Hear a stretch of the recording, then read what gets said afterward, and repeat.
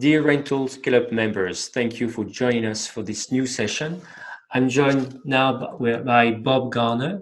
Bob is in Italy now, and he's the owner of Casal dei Fichi, which is a series of luxury, eco-friendly apartments in Italy. So we'll be talking not only about the business, what the business is like usually for him in spring and in the summer. We'll be talking also about what it's like right now. But also we have two very interesting topics to discuss with Bob. One is greening your business. Why now the downtime may be a good moment to invest into green initiatives. And the second thing we'll be talking about direct booking. Bob has always been very strong in direct bookings, making sure people are rebooking with him directly. So we'll talk about how this could be a strength for his business right now and what you can do maybe to also get this to help your business in this current situation. Without further ado, Bob, hello, how are you? I'm good, Thibaut. How are you? I'm pretty good, thanks. So I was saying you're in Italy right now. So where are you and what's the lockdown like? Yeah. So we're in a region called Le Marche in Italy, in central Italy, a little bit south of Venice. Not very well known. We've been here for 15 years now. We bought an old farmhouse and converted it into luxury apartments, and we love it. We live on site and we love what we do. At the moment, of course, like everybody else, we're on lockdown, so no guests. The bookings that we had for early part of the season have obviously had to be cancelled, and we're spending our time, improving our business, looking forward to when the business can start again and what we can do to make the most out of that for ourselves and for our regular guests that come to us each year. So, are you basically writing off the whole early part of the summer season? What do you think is going to happen? Yeah, what we've tried to do, because most of our guests are regular guests and we get to know them, they're almost friends to us. We've kept in really regular contact with them. So early on, many weeks ago, we wrote to them and we said, we're going to waive the booking period for cancellations so that you can hold off making a decision about your holiday until the last moment. And if you decide to cancel, or if we have to cancel on you, of course we will refund you your deposit. We would never hold on to that. Or we'll book you in for the following year. We've since obviously had to cancel some of the bookings, and we've cancelled up until the middle of July. But in all honesty, we don't think there's going to be a season this year. We can't see things being relaxed and back to normal, that guests will feel comfortable coming, or we'll feel comfortable hosting them and giving them the great holiday that they expect at Casal dei Fichi. So we're assuming half the season has gone, but in theory we think it will all go in the end. But we'll wait and see. What's very interesting in what you said is that obviously you know your guests, and I think you have a rebooking rate of about close to 60%, I think, right? Yeah. Just over 60, yeah. So what's been the reaction of your guests when you approached them and said, well, basically, this is what's happening, you may cancel if you want, or you can postpone your stay? What has their reaction been like? Well, of course, as I say, we know them really well, and we've kept in lots of contact with them, and we've had so many messages, emails and phone calls from our regular guests asking how we are, because of course until recently Italy has been the centre of the virus in Europe. So they've obviously been concerned for our welfare. But we've kept them in touch with what's going on. Of course, they've been disappointed if we've cancelled, but they've understood. And really, some of them would have cancelled themselves. They were just holding off and waiting. So everyone's disappointed. Most of the ones that have cancelled have rebooked for next year, and we've switched their deposit to next year. Others are waiting to see. We keep getting messages saying, we hope to come, we're coming in August, we're coming in September, whatever it might be. And we hope they can come too. But really, I don't think that's going to be possible. And I hope I'm proven wrong. So this is what we're hearing about your rebooking rate, for example, or these close relationships you have with your guests, is Yes. because you are a big proponent of the direct booking movement, I believe, right? And Yes. how do you think it's helped you? Well, you can understand already from what you just said, it's how it's helping you navigate the crisis. But for property managers or vacation rental owners who may have not done this before, what can they learn from what you've been doing? What can they do now? Sure. Well, as I wrote in a recent article, I think the property owners and the managers who'll be the most successful going through this crisis will be the ones who've already built a good relationship with guests and have a regular clientele. Because those people who've put the effort and the time into that relationship building, it will come back and pay dividends to them, because those guests are loyal. They will be considerate of our situation. If they were treated well in any cancellation process, any management of the deposit, they will remember that and they will come back. But of course, that relationship has been built up over many, many years sometimes. But of course, you have to start somewhere. And so I think the important thing is communication with your guests, both before they arrive, while they're with you, and after they've left. And of course, in our situation, we have the advantages that we live on site. So we interact with our guests every day. And so for us, the absolute passion that we have for our business comes through, I hope, because we love interacting with our guests. It's by far and away the most enjoyable part of the job that we have. So we see our guests every day, we talk to our guests every day, we help them have a good stay, we host a pizza party for them. Their enjoyment of their holiday is absolutely paramount to us.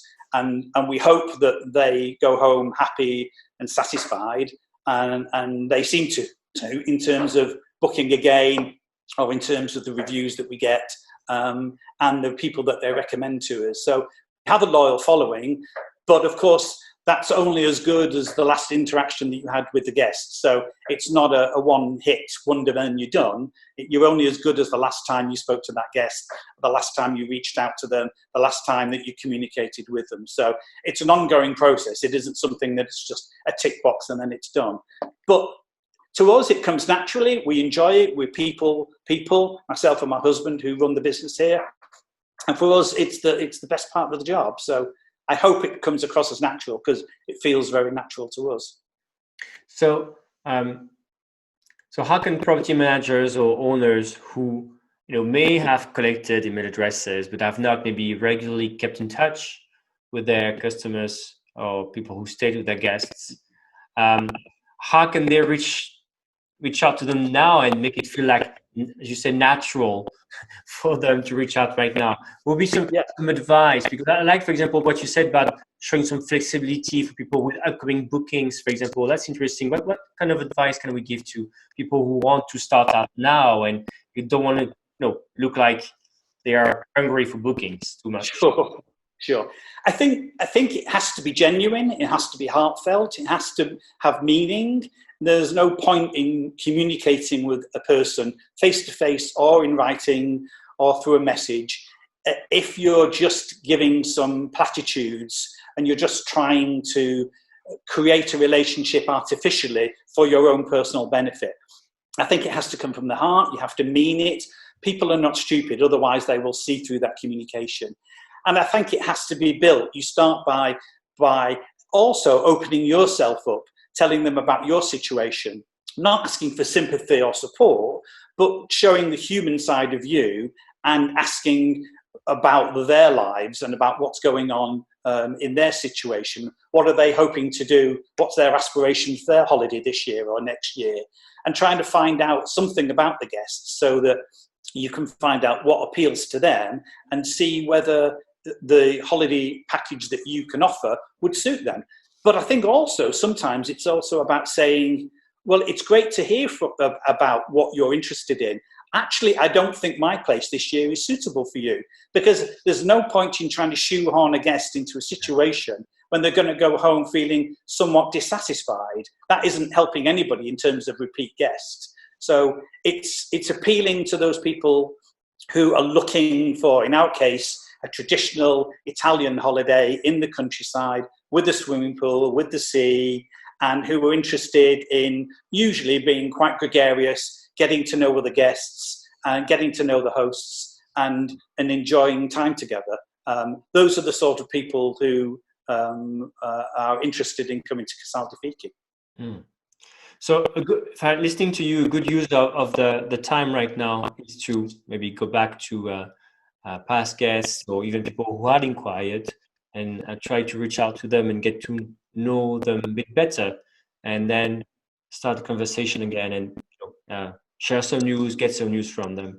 But another way to use the time could be as well to be stronger into green initiatives. And again, that's you were describing your place is not just a place that's luxurious, that's beautiful in Italy. It's also a very specific place because you've been very strong. I was reading a post from you on LinkedIn recently about this. What are you doing to green your business? And that could be a good time right now for vacation rental owners, but managers to do this. And I just want to say something here because we're discussing before recording about trends now, and we hear a lot that this summer in Europe or in the US as well, drive-to destinations are going to be big, right? Yes. But there was another trend happening in the last couple of months, was the flight shaming, right? People being shamed because they were flying, so why to drive anyway? So this is maybe these things are coming together and making it say more important that property managers, vacation owners can show, can actually do things that are green. So what's your take on it? What have you been doing, and can you share more? Yeah, sure. Yeah, I think there is a perfect situation coming about at the moment. As you quite rightly say, there's this issue of flight shaming, people feeling conscious that by taking a flight, their carbon footprint is going up, and that's having a negative impact on the environment. There's a great deal in the tourism press now, in the quality tourism press, about eco-holidays, about how to make your holiday greener, how to have less of an impact on the environment. And there's also a general awareness that's gone up a great deal in the general public about what we need to do about climate change. It's in the news all the time, or it has been until the COVID crisis, but it will be again. And some of the crises that we will face in terms of dealing with the carbon issue moving forward over the next decade. So all those things together, with people then thinking, well, maybe I can drive to the destination. So for perhaps 50% of our guests do drive to us. So the Northern Europeans do drive. The British tend to fly, although some do drive. We'll see how that needs to change in the future, depending on how the COVID crisis pans out. But certainly, I think people are seeing that the green issue is becoming much more important.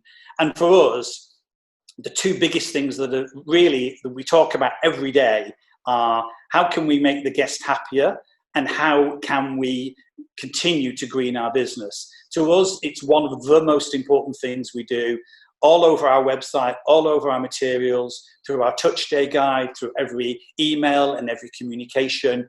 We talk in some way, we touch in some way on the eco issues that we think are important. But what's really, really crucial, and it's something that we're very conscious of, we never preach, we never lecture, we never try and push it down anybody's throat. We gently introduce it into conversations. We gently encourage guests while they were with us to help us do more on the green issues. And we've won awards as a result of our green efforts. We've had a great deal of press based on our green efforts, which of course, getting some press publicity is a great way of also getting some new leads into your business that doesn't cost any money.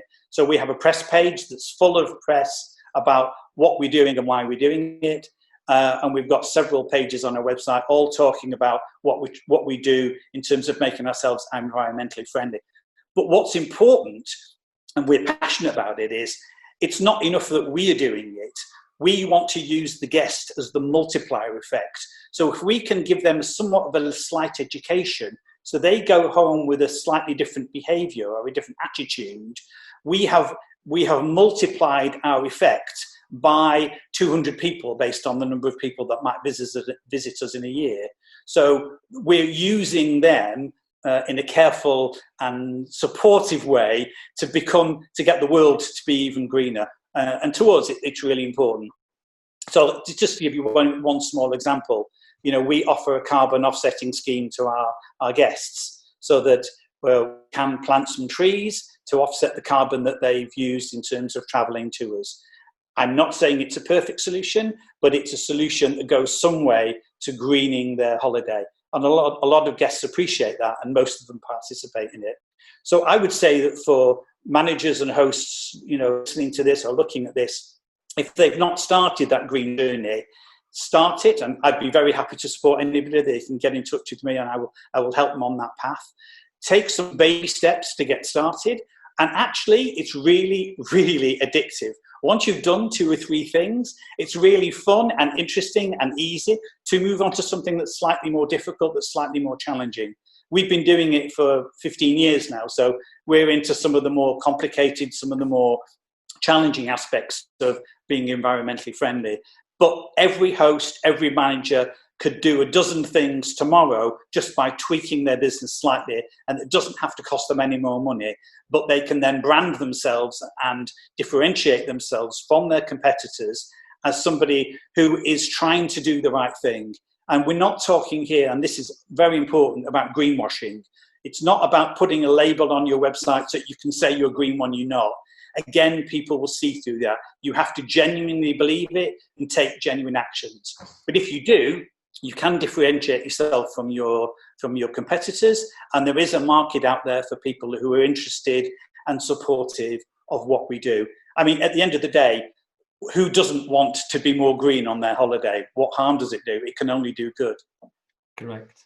So to know more about what you're doing, obviously, we put a link below the video to the casaldeifichi.com website. As you can say, people can explore the website to see a bit more what you've been doing up to. And if they want maybe to, as you said earlier, people can reach out to you. So how can they get a hold on you?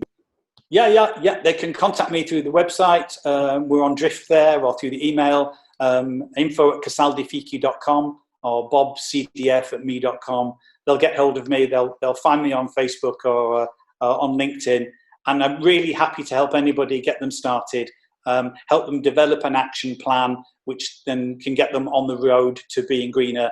And if they've got some free time at the moment because of the difficulties everybody's facing, it's a perfect opportunity to take some baby steps that are not difficult, but will have a real impact on making you greener. And that's something that you can then sell and promote to your customers. So Bob, thank you so much, because also thank you for your positive energy, because obviously it's not an easy situation, being in the lockdown, business-wise, it's tough for everyone. But you've also not only be able to give great advice about direct bookings, greening your business, but also you've been able to convey this positive smiling energy that's very needed right now. So yeah, to thank you for the content, for the what and the how, both. You're very welcome, and thanks for the invite. You're welcome.